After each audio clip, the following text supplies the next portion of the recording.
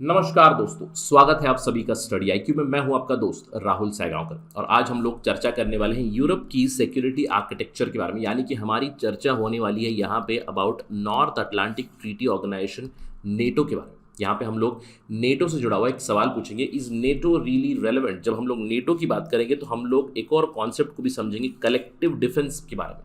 और हम लोग बात करेंगे, is collective defence really relevant today. Collective defence को जब हम लोग समझेंगे तो will also talk about collective security, और इन दोनों में अंतर क्या है ये भी जानेंगे in this particular discussion. So the main theme of this discussion is NATO relevant today. और अगर आप political science and international relations के छात्र हैं और अगर आप यूपीएससी सिविल सर्विस की तैयारी कर रहे हैं, then this discussion is doubly important for you. एक बहुत ही इंटरेस्टिंग आर्टिकल आया था, पीएस राघवन ने लिखा है। PS Raghavan was former ambassador to Russia. He gives certain ideas, he questions the structure of NATO. साथ ही साथ इंडिया के लिए भी कुछ प्रिस्क्रिप्शन है at the end of the discussion. तो अगर आप पीएसआईआर के स्टूडेंट हैं तो इस पर्टिकुलर डिस्कशन में आपको काफ़ी अच्छा फॉर्डर मिलेगा for your answer writing. You can quote Raghavan in your answers, in your mains answers.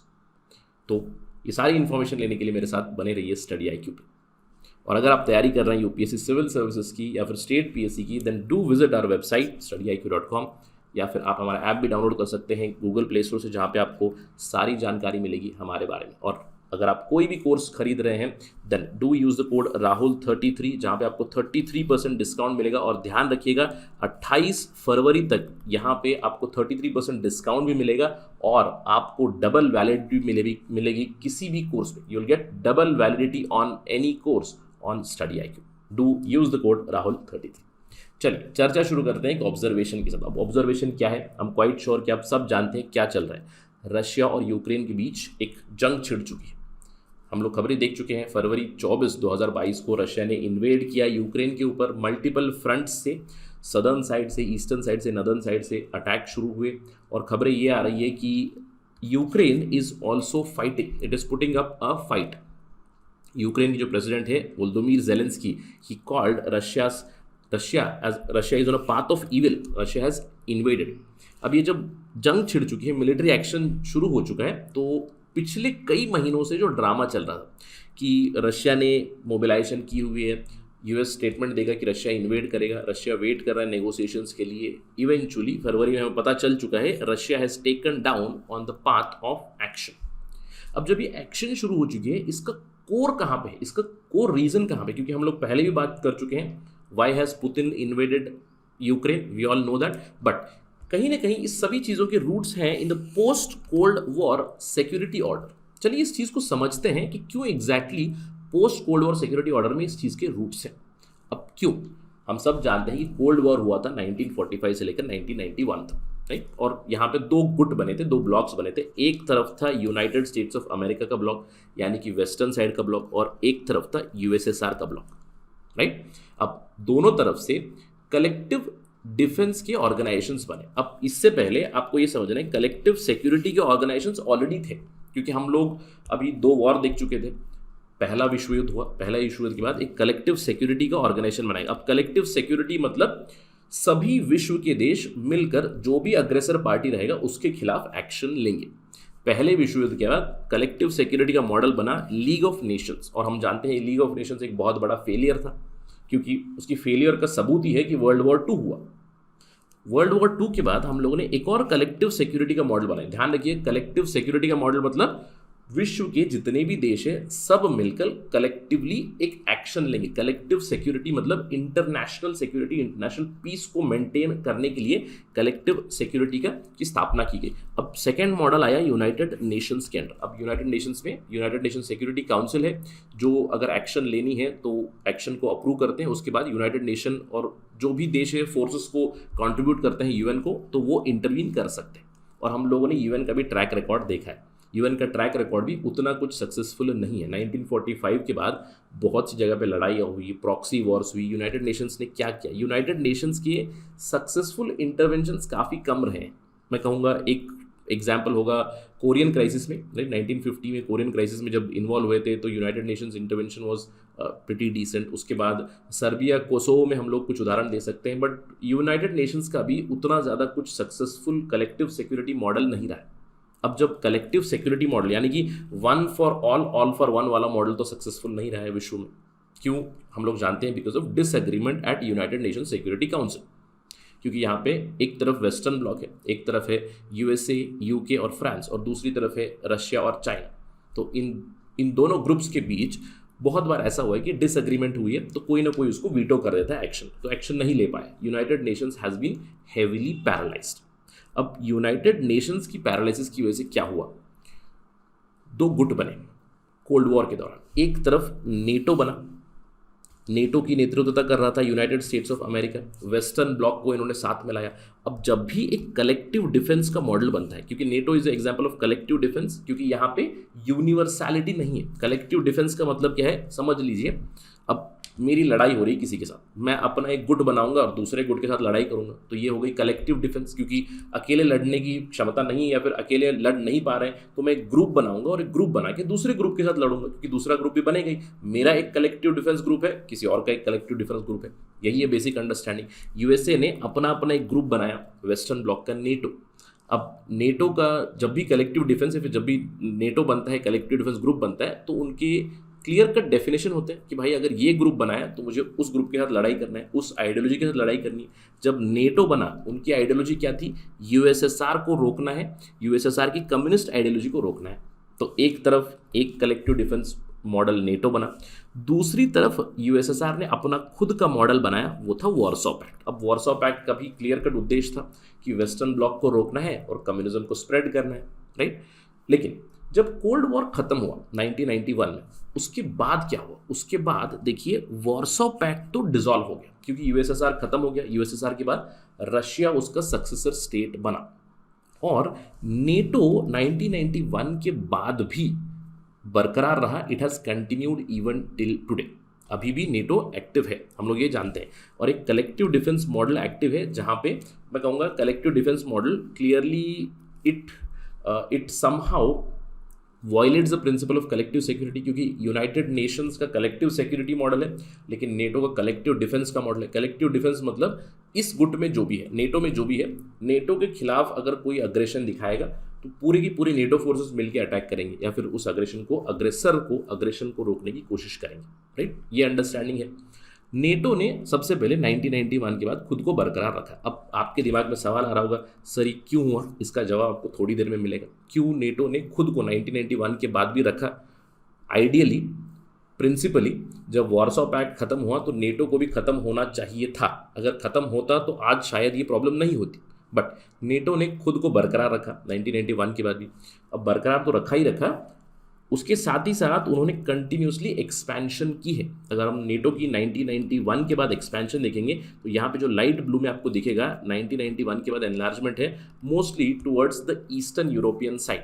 और पुतिन की डिमांड थी 1997 लेवल के इंफ्रास्ट्रक्चर पे पहुंचे, तो 1997 के बाद नेटो की जो एक्सपेंशन हुई है, वहाँ पे आप देख सकते हो ईस्टर्न यूरोप के देश हैं, यूक्रेन के जो पड़ोसी हैं अभी फिलहाल, आप यहाँ पे देख सकते हो Estonia, Latvia, Lithuania, not Belarus पर से, एस्टोनिया, लैटविया, लिथुआनिया, पोलैंड, चेक रिपब्लिक, स्लोवाकिया, हंगरी, रोमानिया, बहुत सारे कंट्रीज है। 14 कंट्रीज ने ज्वाइन किया है आफ्टर 1997।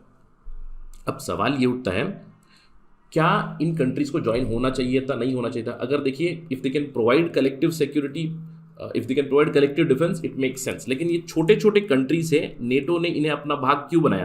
ताकि वो रशिया को कंट्रोल में रखे या फिर रशिया के अग्रेशन को रेगुलेट करे, इसलिए क्लियरली ये तो पता चलेगा।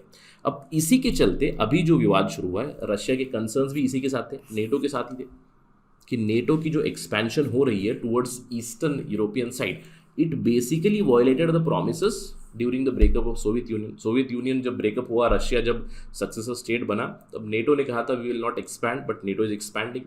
अभी तो नेटो सोच रहा है कि यूक्रेन को भी वो ऐड कर लेंगे। अगर यूक्रेन ऐड हुआ, यानी कि रशिया का एक पड़ोसी मुल्क, बहुत बड़ा देश, एक पड़ोसी देश यूक्रेन, बिग कंट्री, वो नेटो का भाग बनेगा, तो it would be existential threat for Russia. और रशिया ने यही कहा है कि नेटो का स्ट्रेटेजिक पोस्चर जो है वो हमारे लिए कंटिन्यूइंग सिक्योरिटी थ्रेट है। अब इसी के चलते यूक्रेन के ऊपर अटैक हो चुका है। अब जब अटैक हुआ उसके बाद भी सवाल उठ जाते हैं नेटो के ऊपर, नेटो ने खुद को यहाँ पे इन्वॉल्व क्यों नहीं किया? एक प्रिंसिपल आंसर मिल सकता है क्योंकि यूक्रेन नेटो का भाग नहीं है, तो अगर नेटो का भाग होता तो शायद नेटो इन्वॉल्व हो सकते थे, राइट। तो इसी चीज़ से बहुत सारे सवाल उठते हैं, is collective defence even relevant today? क्या आज कलेक्टिव डिफेंस रेलेवेंट है? क्या नेटो आज रेलेवेंट है? सबसे पहली चीज, क्यों नेटो ने खुद को जिंदा रखा, क्यों नेटो खुद को कंटिन्यू करता रहा 1991 के बाद भी? इसके दो रीजन थे। पहला रीजन तो काफी क्लियर है, आपको तो पता ही है, रशिया की रिसर्जेंस ना हो, यूएसएसआर का जो सक्सेसर स्टेट था रशिया, वो रिसर्जेंट ना हो, वो अग्रेसिव असर्टिव ना हो, उसको कंट्रोल में रखने के लिए नेटो ने खुद को बरकरार रखा। दूसरा रीजन था यूरोसेंट्रिज्म, यानी कि यूरोप के लिए एक सिक्योरिटी आर्किटेक्चर बने, इसीलिए नेटो बना था। अब जहाँ पे भी आप देखोगे ये मेंबरशिप के ऊपर ध्यान दीजिए, और यहाँ पे मैं कुछ चीज़ों के ऊपर आपका ध्यान लेके जाना चाहूँगा। बहुत सारे कंट्रीज है इसके भाग, कुछ कंट्री स्पेसिफिकली देखिए, Turkey is also a member of NATO, Poland is also member of NATO, Hungary में अभी फिलहाल अथॉरिटेरियन रूल चल रहा है विक्टर ओरबान का। टर्की के बारे में मुझे बताने की ज़रूरत नहीं है, रासिप तैयप एर्दोगान है। तो डज दिस मेक सेंस? क्योंकि इसके ऊपर हम लोग चर्चा करने वाले हैं अभी थोड़ी देर, राइट। तो यहाँ पे बहुत सारी कंट्रीज हैं, यूरोसेंट्रिक सिक्योरिटी आर्किटेक्चर बनाने के लिए नेटो को बनाया गया। लेकिन क्या नेटो ने अभी यूरोप को सेफ रखा है? अभी जब यूक्रेन का अटैक हुआ है, यूक्रेन में अटैक हुआ है, उसके बाद तो हम लोग कह सकते हैं कि it has failed the mandate. इससे भी बड़ा सवाल बनता है, नेटो अलाइव है? क्या नेटो आज एक होमोजेनस ब्लॉक है? होमोजेनस ब्लॉक नहीं है, इसीलिए एक्शन नहीं ले पा रहा है। यहाँ पे ऑफ कोर्स यूएसए लीड कर रहा है, लेकिन यूरोपियन यूनियन से ज़्यादा कुछ फोकस नहीं मिलेगा आपको यहाँ पे। अब कुछ सवाल उठते हैं, क्या नेटो एक होमोजेनस ब्लॉक है? क्या है नेटो की आइडियोलॉजी आज? अगर डेमोक्रेसी एक पैरामीटर है, is NATO a democratic institution? Of course not, the answer would be no. मैंने आपको उदाहरण दिया, Turkey is a member of that, Hungary is a member of that, Poland is a member of that, many eastern European countries are member of that. तो democracy तो parameter नहीं है, क्या ideology parameter है? 1991 के बाद मैं कहूँगा कम्युनिज्म वर्सेस लिबरलिज्म की विक्ट्री में कम्युनिज्म को बहुत ही बड़ा आघात हुआ, यूएसएसआर डिसइंटीग्रेट हुआ। तो क्या आइडियोलॉजी यहाँ पे पैरामीटर है? अगर आइडियोलॉजी पैरामीटर है, फिर से सवाल उठा सकते हैं, टर्की यहाँ पे क्या कर रहा है, हंगरी यहाँ पे क्या कर रहा है, क्या आइडियोलॉजी है? क्या लिबरलिज्म इनकी आइडियोलॉजी है? Turkey is not a liberal country any more today. Hungary में Viktor Orban is authoritarian leader who is leading. तो क्या आइडियोलॉजी यहाँ पे पैरामीटर है? ये भी आंसर नहीं होगा। क्या इकोनॉमी यहाँ पे पैरामीटर है? इकोनॉमी भी यहाँ पे पैरामीटर नहीं है।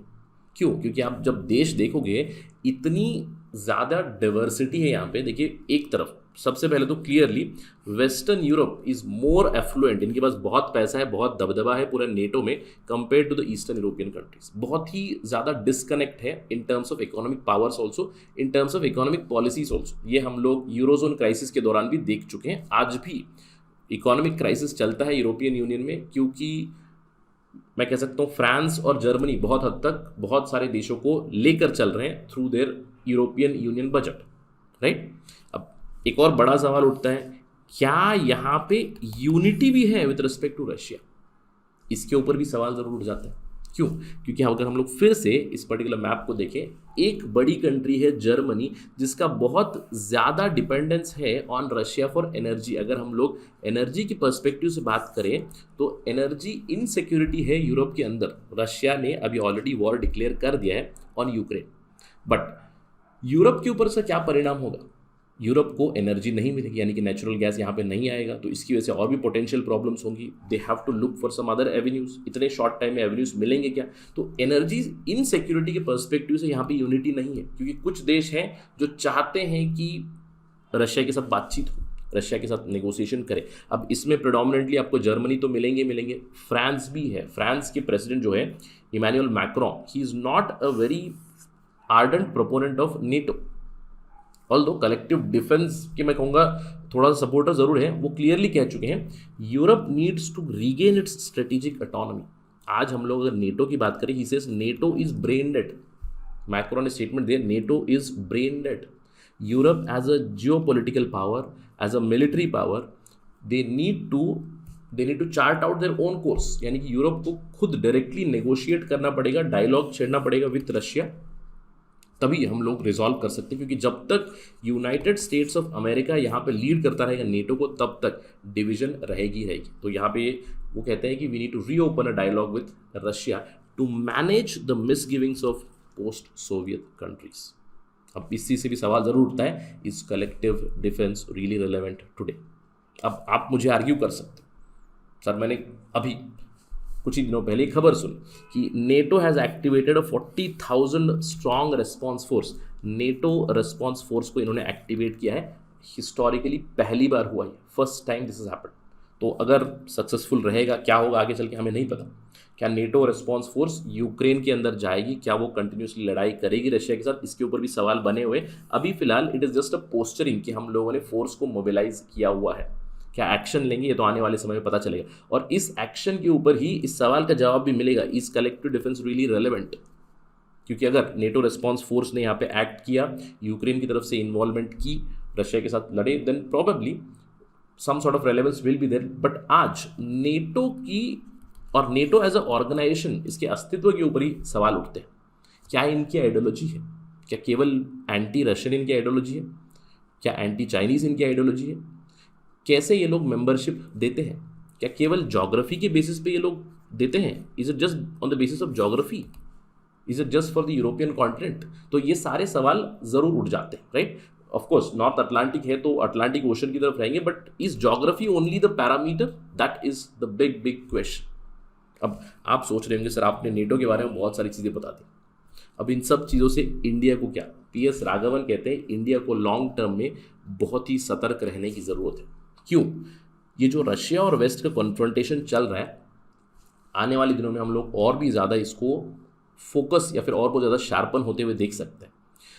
USA ने सैंक्शंस लगाए हैं रशिया के ऊपर, EU ने सैंक्शंस लगाए रशिया के ऊपर, बहुत सारे लोगों ने सैंक्शंस लगाए रशिया के ऊपर। तो सैंक्शंस, काउंटर सैंक्शंस, एक्शंस तो चलेंगे। इस सब का मतलब क्या है कि यूरोप के अंदर एंगेजमेंट और भी ज़्यादा बढ़ जाएगी यूनाइटेड स्टेट्स ऑफ अमेरिका की। अब इसकी वजह से US का फोकस इंडो पैसिफिक में कम हो सकता है। Going into future it's quite clear कि United States of America Indo Pacific के ऊपर फोकस नहीं कर पाएगा ज़्यादा। तो इसके लिए इंडिया को भी टैक्टिकल कैलिब्रेशन की ज़रूरत है, स्पेशली अपने नेबरहुड में, क्योंकि यहाँ पे इंडो पैसिफिक के ऊपर से ध्यान अगर कम हुआ तो रशिया यहाँ पे फ़ायदा उठा सकता है। तो India also needs to make some tactical calibrations to its actions in the neighbourhood special. तो देखते हैं कि आने वाले समय में हम लोग ये करेंगे या नहीं। क्या होगा रशिया और यूक्रेन के वॉर के बारे में, ये भी हम लोग बात करेंगे। क्या नेटो रेलेवेंट रहेगा? क्या नेटो रिस्पॉन्स फोर्स की एक्शन रहेगी? इन सब चीज़ों को हम लोग कंटिन्यूसली डिस्कस करते रहेंगे स्टडी IQ पे। जब भी अपडेट आएगी will talk about that. But that is it right now in this discussion. Thank you for watching this. जय हिंद।